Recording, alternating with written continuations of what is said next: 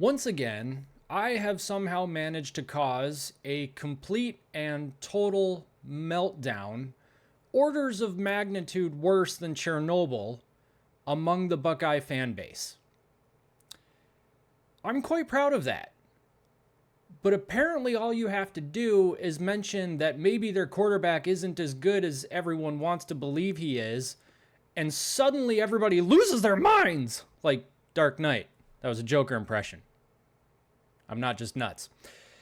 But we'll get into that in just a second because we're doing a new segment on the show called Feedback Friday. And the reason I went with that is because it's Friday and I didn't feel like looking up a story to talk about, in depth anyway, on this episode of the Big Ten Team Rivalry Show, except for, the breaking news that Michigan and Western Michigan are, for some reason, God only knows why, playing in Germany in 2026. But we'll get to that in a second. Like I said, this is the Big Ten Team Rivalry Show. It is Feedback Friday. Thank you so much for joining us and hanging out. Thank you for 1,865 subscribers.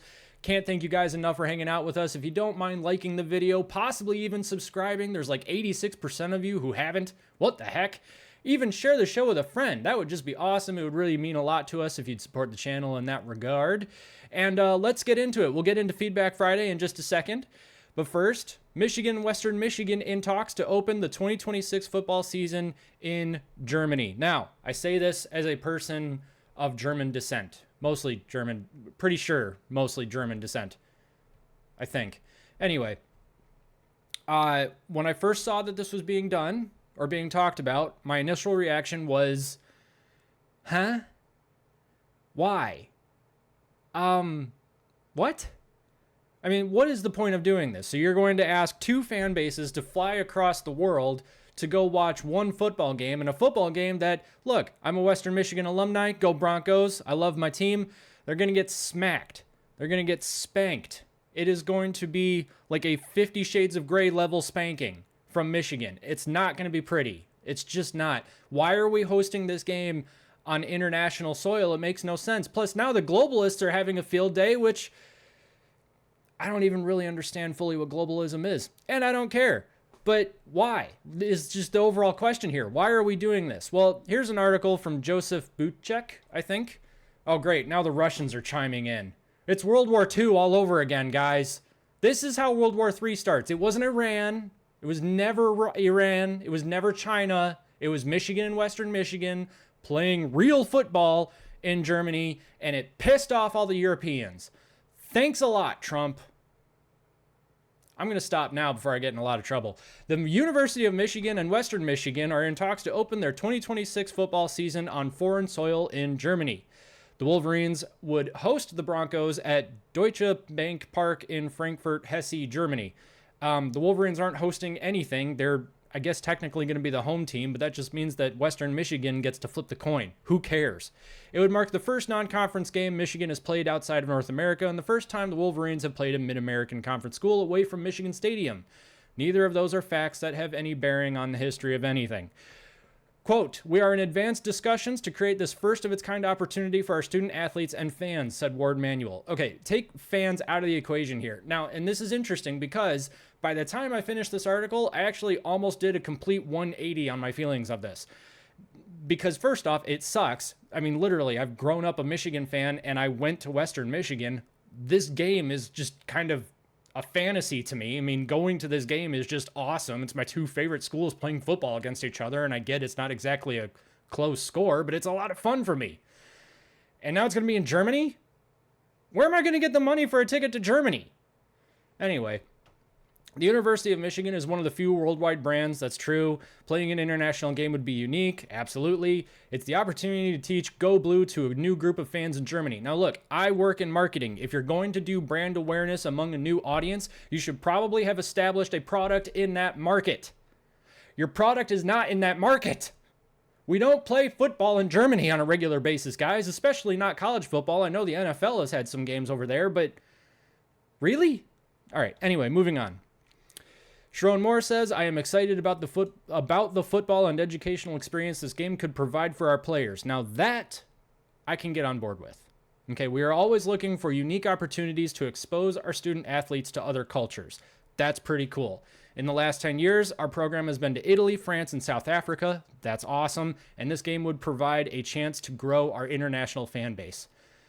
We'll just forget that part. WMU coach Lance Taylor said, "This is an incredible opportunity for our football program, our student athletes, and the entire WMU community." Okay, again, just the program and the student athletes. The WMU community cannot afford to go to Germany. I'm sorry, that's not a shot against the university. I mean, kind of. I mean, the Michigan fans are the ones who are more likely to have the money to go to Germany. Whatever, it's my alma mater. To potentially open the 26th season on an international stage against one of the most storied programs in college football is both an honor and an exciting challenge we embrace wholeheartedly. That's awesome. I like Lance Taylor. An international game offers our players not only a unique experience, but also an invaluable educational one. Traveling to Germany and representing the university abroad will give our student athletes cultural exposure and memories they'll carry long beyond their playing days.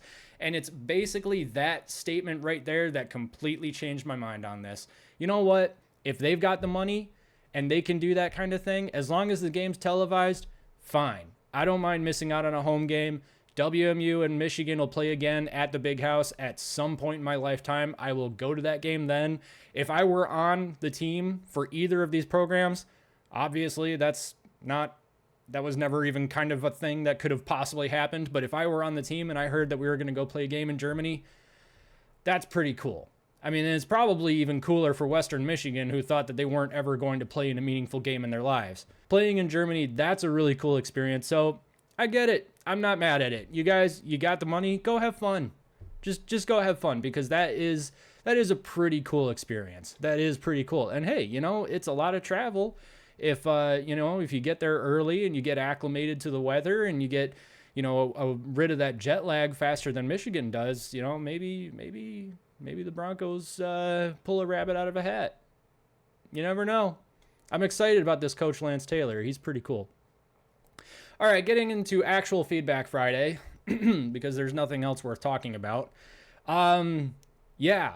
So had some Ohio State fans go a little bit crazy in the comment section. But more so, I really enjoyed all of the Michigan presence in the comment section of our last video. Gaming Tremor says, "We beat them without it." Oh, this was my Ohio State has a serious quarterback problem video where I said Julian Sayen and Lincoln Kienholz seem to be playing on the same playing field. They seem to be at the same level in practice right now. A lot of pundits are saying that they don't know who's going to win the quarterback position. Ryan Day has said that he doesn't have an idea as to who's going to win it. That doesn't necessarily shock me. He has waited until mid-August to name a starter before, so it's definitely not like that's unheard of or anything like that. And I get it, the clickbaity title set a lot of people off. Look, this is YouTube now, guys. I mean, that's just what you have to do on YouTube to get people to watch your video. Hopefully you start watching the video and you're like, oh, this guy's actually pretty chill. Okay, that's cool. I also just like taking shots at Ohio State. And that's why we decided to make the Big Ten Team Rivalry Show a comedy channel, not really a serious football analyst channel. Although now that I say that, I feel like I'm shortchanging ourselves, because I don't feel like we're like complete morons, but whatever.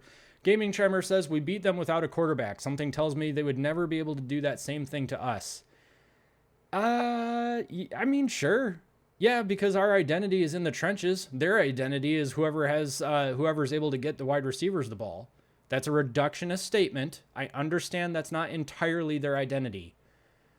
But at the same time, they do really emphasize that wide receiver position. Cliff, the other guy on this channel, says, "What if Ryan Day is playing a psyop? Maybe he's taking notes from his brother, the private investigator." Probably. I don't see why not. Matthew Shepard said in response to that, "I feel like he's mocking Michigan Wolverines from last year, trying to get in our heads like we've been in their heads the past 4 seasons, only we don't care and even really try and getting in other teams' heads. It just happens. Ohio State has a Ryan Soft Guy Day problem. Nothing will change until they get rid of him." Well, so, yeah, Buckeyes Battle Cry coming in with a truth bomb here. They just won a national title. Why would they get rid of him? Yeah, they're not going to get rid of Ryan Day. Whether or not he beats Michigan really is not, in the end, going to matter to Ohio State. He won national title. And we can have this debate all day long about whether or not the rivalry means anything anymore. It was never Ohio State that determined that the rivalry didn't mean anything. It was the expansion of the college football playoff. That's what determined that the rivalry doesn't mean anything. And I'm not saying that when Michigan and Ohio State play, it doesn't have the same feeling that it did, back when like Bo and Woody play. I'm just saying, or coached against each other. I'm just saying that the sheer number of college football playoff spots has kind of cheapened the regular season. And so the fact that it is possible to lose the game, the Michigan-Ohio State game, and still make it to the playoff is just kind of dumb. I would say the same thing if Michigan lost it and then made it to the playoffs. I mean, if we won the national championship, great. Okay. I mean, I'm doing kind of the same thing, but in an opposite way about Michigan's 2024 season, where I'm like, we went 8-5. That sucks, but we knocked off Alabama and Ohio State. So best 8-5 season ever. It is what it is. Scott TD or Scott D 1903 says the very little anyone was saying about Sayen during the spring wasn't positive. I smell a bust. Okay, so yeah, other people will say in the comment section here that we need to be careful about underestimating our opponent, and I completely agree with that. Look, the last thing that you would really expect Ohio State to have is an actual, honest-to-God quarterback problem. That's kind of what makes this situation so shocking. The fact that you've got even former players who have been to practices saying things like, I don't know who's going to start, and it's not because they're both good.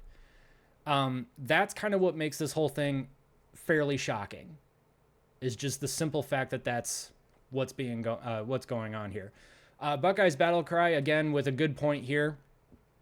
Actually, I want to get to their first comment. So Buckeyes Battle Cry, Peter and Rob, they're awesome. Really smart Ohio State fans. Normally reasonable. Go subscribe to them. They're pretty cool. This is nothing but grasping at straws. All right. I'm sorry. I got to put out content. All right. I'm just playing. He got an endorsement from Jeremiah Smith a while ago about being that guy, can make any throw, has the arm talent. That's true. The comment about Lincoln Kienholz doesn't give me much confidence, and as a complete quarterback, saying he's a dog could mean that he's a great competitor and a really good athlete. Yeah, okay, so that's a really good point. So the fact that Jeremiah Smith said, Lincoln Kienholz, he's a dog, that's kind of generic. Like, what does that really mean? But Jeremiah Smith saying about Julian Sayen that he can make any throw and has the great arm talent, that's a little bit more specific. So you kind of got to read in between the lines. What does that mean? There's actually something about Julian Sayen that's worth speaking positively about. With Lincoln Kienholz, it's kind of just his attitude. The fact that he's a dog and he's a really great competitor and great athlete. That's just kind of generic when it comes to a football player. Like, you want a football player to be a dog, and the fact that he is, good.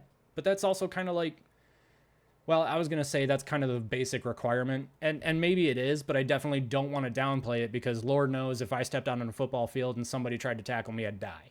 And not because they hit me, but because I crapped my pants. I remember last season, the same talk was being spewed from the Wolverine camp about Will Howard, and then he shattered expectations. That's true. It's absolutely true. I mean, people were talking crap about Will, me included. I'll be honest. People were talking crap about Will Howard being just a worse version of Kyle McCord. And Will Howard's the one who won the national championship. So that speaks for itself. I just don't understand this take and think the neck and neck comment is being blown out of proportion. So I guess I'll push back a little bit there. The fact that former players are coming out and saying that it's neck and neck, but not really offering much in the way of positives about it, is why I think that it's actually just a tad bit shocking. But you're absolutely right. I mean, it could be that, Julian Sayen gets declared the starter halfway through August and then just lights Texas up. Maybe it is. Maybe it isn't. Let's wait until fall camp when this QB battle will actually matter. Okay. Also, there's so much obsession within your fan base for Ohio State taking this giant step back. You guys want there to be this parallel between both programs, and that Ohio State is going to have the same season Michigan did after their natty. It's hard to imagine with the way they recruit. Yeah, I mean, that's absolutely true. I mean, the second half is. The first half is because, you know, when you get on the internet and you get on Twitter and you see people, you know, the Twitterverse is not real life. Okay, most Michigan fans, quite honestly, are just trying to go to work every day and come home and hang out with their wives. I don't know what else they do. But there is quite a bit of folks on the Michigan Twitterverse who are saying things like, oh, look at this one little detail. Ohio State's clearly going to take a massive step back this year. I think that there's probably more of a potential of Ohio State taking a step back this year than there has been in quite some time. Now, what does a step back look like? Because last year they went 10-2, and that was considered a step back. The only difference is that, you know, Michigan kind of gave them the kick in the butt they needed to get through the playoffs, which Jack Sawyer basically said. And there's nothing wrong with that. If the tables were turned and Ohio State gave that kick in the butt to Michigan, great. Thank you. And that's why I'm saying the CFP should go back to 4 teams. Or we should have, you know what we should have is some computer algorithm where you put all the data in and it determines the rankings in of itself. That system would work really good. Oh, didn't we have something like that? I don't remember. Anyway, I think that the problem is the CFP.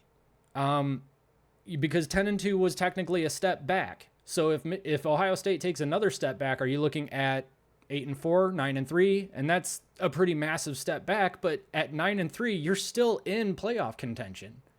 Especially if you get, you know, 9 correct wins. If the 3 losses come against a really good Texas team and a really good Michigan team, and then one more, I don't know, let's say Washington, who a lot of people think are underrated coming into the season or underestimated. Let's say they're ranked in the top 15 when Ohio State goes out there to play them. If they lose those 3 games, Ohio State's still in contention for one of those top 12 spots. And that's the problem. That's really the issue that I take with this. So, I mean, you know, taking a step back, if Ohio State takes a step back, it honestly might not matter. But also 10-2 was a step back compared to where they normally are, but it's not being looked at as a step back anymore because they still won a national championship. And that's why I say that the regular season has become cheapened by the expanded playoff. Let's see here. What happened to Aaron Nolan? Yeah, what happened to Aaron Nolan? Oh, he transferred to South Carolina. Okay. George McLaughlin saying what happened to Aaron Nolan. Mario Duane saying he transferred to South Carolina. Didn't know that. Oh, you know what?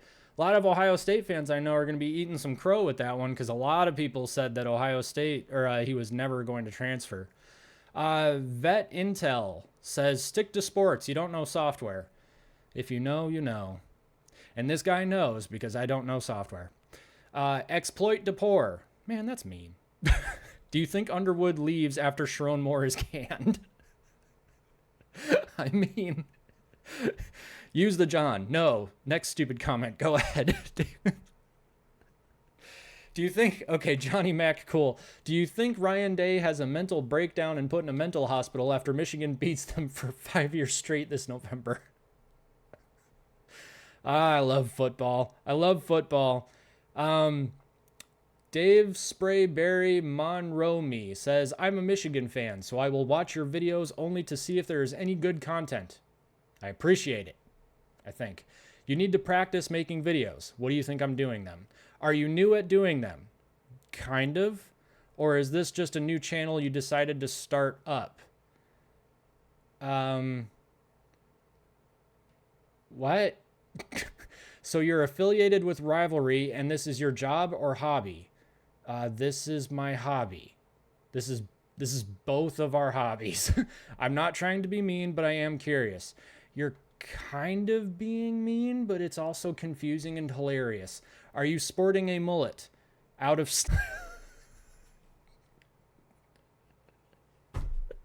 Anyways, go blue. Go blue, Dave. You're welcome back anytime, I guess. And then you've got Durkee Madison down here saying you have no clue. He's right. I have no clue. I just want to have fun, guys.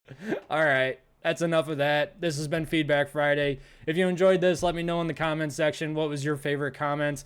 Don't forget to like, comment, and subscribe. Also, join us every Wednesday night at 8:30 p.m. live. We will see you in the next video.